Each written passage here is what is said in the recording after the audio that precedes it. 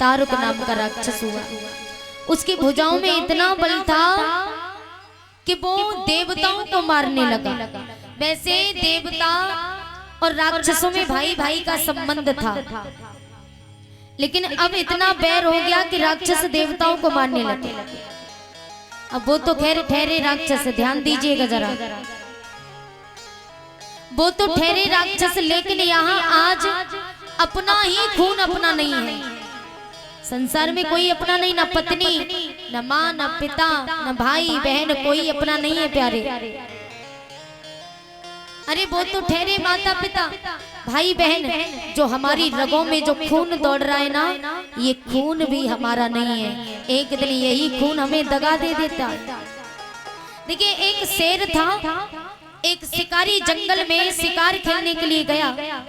उसने शेर को देखा तो शेर के उसने गोली मार दी। मेरे भाई इसमें धोखा नहीं है,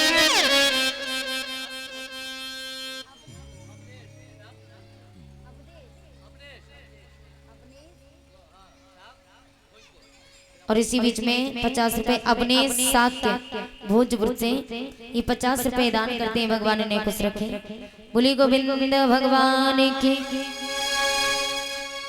मेरे भाई इसमें धोखा नहीं है, अपना खून अपना होता नहीं है, क्योंकि दे दी आज्ञा जबीर से जमदग्न ने, खास माता मरी पुत्र के हाथ से, खास मैया मरी पुत्र के हाथ से। क्योंकि जब परशुराम के पिता का नाम था जमदग्न, तो जमदग्न ने परशुराम से कहा कि बेटा जाओ अपनी माँ को मार दो। तो परशुराम ने देर नहीं की, हाथ में तलवार ली और अपनी सगी माँ का कत्ल कर दिया। और यहाँ तक कि आप विभीषण को देख लीजिए, रावण का सगा भाई था, कि भेद बतलाने को भक्त आगे बढ़ा, मां जाया सगा भाई रावण का था, सगे भैया को मरवाने में दिल में उसने ठानी नहीं है, अपना खून अपना होता नहीं है।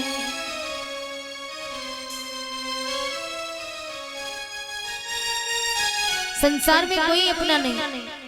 अब जब शिकारी शेर को मारता है, शिकारी ने शेर को देखा तो पीछा करने लगा।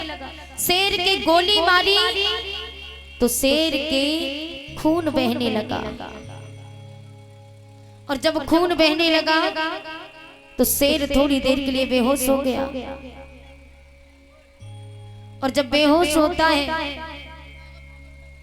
तो उसी समय होश आया तो शेर जान बचा कर के भागने लगा। शेर जाने बचा कर के भगता गया, खून उसको भी रास्ता बताता गया। शेर तो अपनी जान बचा करके भाग रहा है, लेकिन उसकी रगों से जो खून बह रहा था ना, उस खून ने शेर को धोखा दे दिया। शेर का जो खून टपकता हुआ जा रहा था, भागा पीछे शिकारी जब खून देख के। शेर का जो खून टपक रहा था, उसी खून ने शेर को धोखा दे दिया, दगा दे दिया। अपने खून से ही बचता नहीं है, अपना खून अपना होता नहीं है। शेर तो जान बचा करके भाग रहा था, लेकिन उसका जो खून टपकता हुआ जा रहा था, वो खून शिकारी को रास्ता बताता जा रहा था। शिकारी खून के जरिए शेर तक पहुंच गया और शेर को मार दिया। तो प्यारे याद रखना, संसार में तेरा मेरा करते हो ना, याद रखना आप जमीन जायदाद के लिए लड़ते हो तो मेरी एक बात याद रखना, हमारे जन्म से पहले ये जमीन किसी और की थी और हमारे मरने के बाद भी ये जमीन किसी और की ही होगी, लेकिन बीच में तो हमें प्रयोग करने के लिए मिली है और उसमें भी लड़ते हो। भगवान की थी है और उसी की रहेगी, हमारी आपकी कुछ नहीं। अरे हमें तो बीच में प्रयोग करने के लिए मिलती है, हम प्रयोग करते हैं और वहीं छोड़ के चले जाते हैं। याद रखना, इस संसार में हमारा कोई नहीं, हमारी रगों में जो खून दौड़ता है वो खून भी हमारा नहीं। देवताओं में राक्षसों में भाई भाई का संबंध था, लेकिन तारुक नाम का राक्षस हुआ। तारुक असुर भयो तेहि काला, भुज प्रताप बल तेज विशाल। उसकी भुजाओं में इतना बल था कि उसी कोई मारने वाला नहीं था। क्या कर देते हो भैया?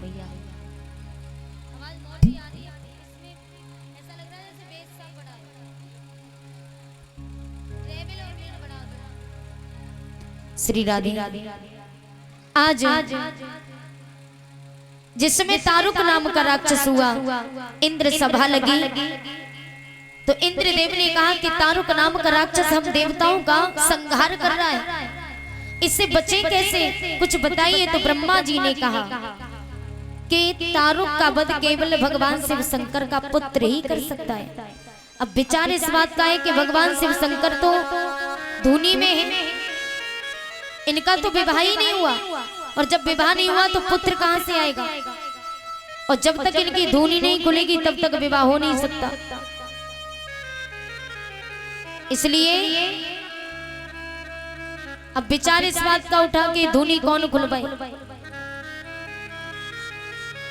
ब्रह्मा जी ने कहा शंकर भगवान की धूनी केवल रति के पति कामदेव ही खुलवा सकते हैं। हाँ अब सही है। रति के पति कामदेव को बुलाया तो कामदेव ने अपनी पत्नी रति का धनुष बनाया और कुसुम बाण लिया। कुसुम बाण माने पुष्प का बाण, लेके वृक्ष की डाल पर चढ़ गए। भगवान शिव शंकर के बाण मारा तो भगवान शिव शंकर के तीसरा नेत्र खुला और कामदेव पर दृष्टि पड़ी तो कामदेव जल करके भस्म हो गया।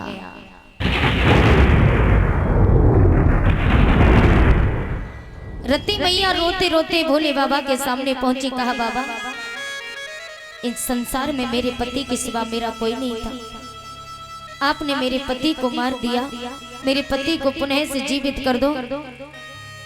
तो भगवान शिव शंकर ने कहा रति तुम्हारा पति इस जन्म में तो वापस नहीं आ सकता, लेकिन अगले जन्म में द्वापर में भगवान श्री कृष्ण का पुत्र जो प्रद्युम्न नाम से होगा वही तुम्हारा पति होगा।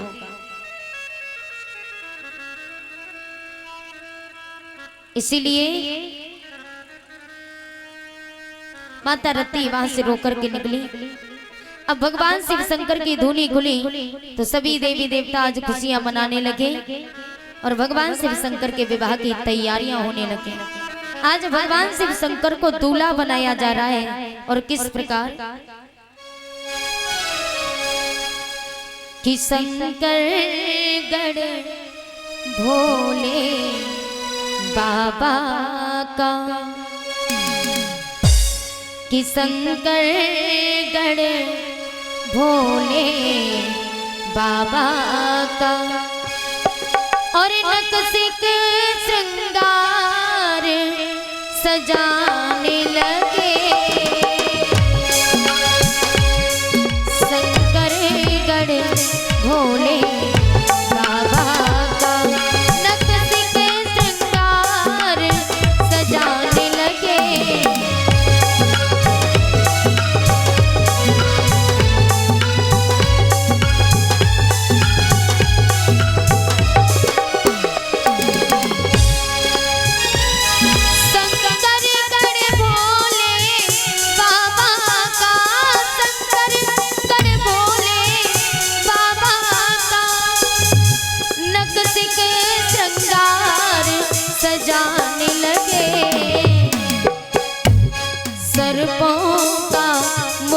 संभाल दिया, सर्पों का मुकुट संभाल दिया, भस्मी का लेप लगाने लगे।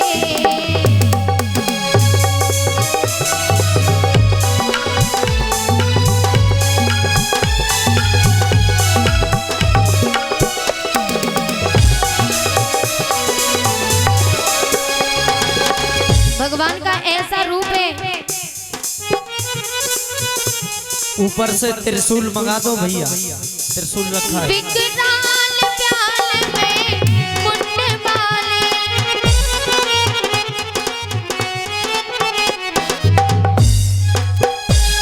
विकराल प्याल में मुंड माले, योगी कबीर बन आई है, दाएं कर कठिन त्रिशूल सदा, हाँ दाएं कर कठिन त्रिशूल सदा, बाएं कर डमरू सुहाई है।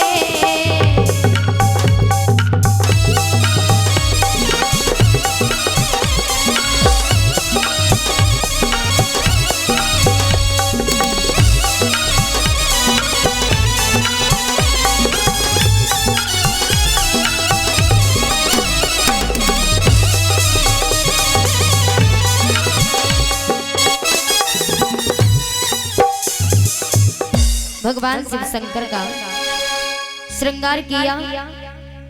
विकराल ब्याल में मुंड माल,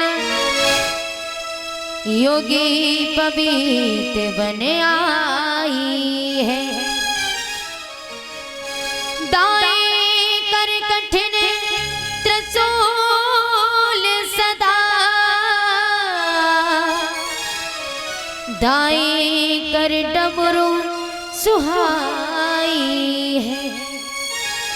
भगवान शिव शंकर का ऐसा रूप। बारातवासी साथ में तैयार हो गए। भूत प्रेतों की बारात सज धज करके भोले बाबा जब हिमाचल नगरी में गए, छोटे छोटे बच्चे बारात को देख करके भागने लगे। मैया मैनावती ने देखा तो माता मैनावती रोने लगी और नारद से बोली है, नारद कि बरना बूढ़ो है, आवाज बोलो भैया, कि बरना बूढ़ो है और नारद कैसो बर ढूंढो है, बरना बूढ़ो है नारद कैसो बर ढूंढो है, दूल्हा बूढ़ो है नारद कैसो बर ढूंढो।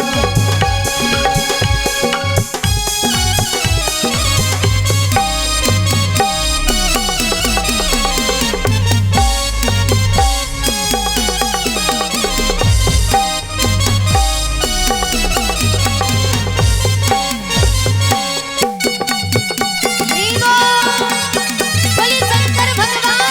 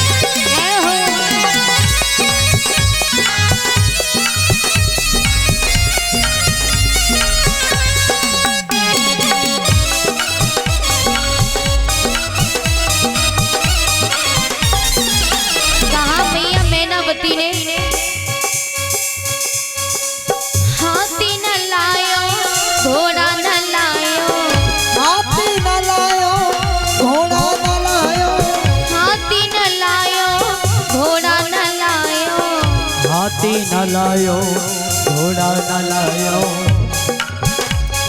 ना दिया ढूंढो है, ना दिया ढूंढो है, नारद कैसो पर ढूंढो है, वरना ढूंढो है, नारद कैसो पर ढूंढो है।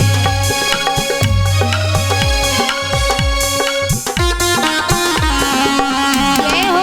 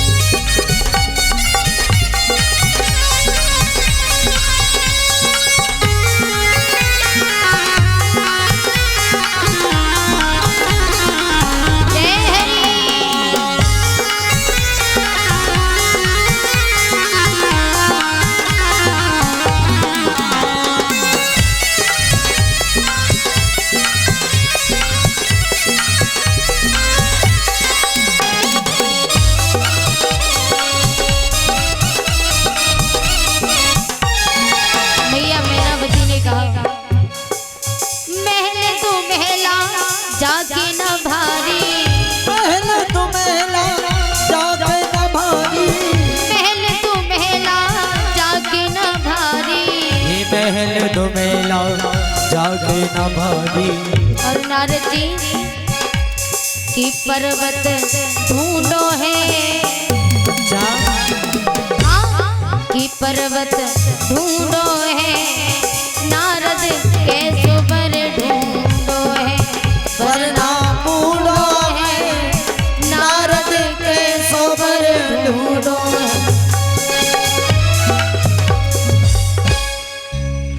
मैया मैनावती ने नारद जी से कहा तो नारद जी कहने लगे मैया चिंता की कोई बात नहीं, जो लिख दिया परमात्मा ने वो तो हो करके ही रहेगा, चाहे कितना भी कुछ क्यों ना करो। कमेटी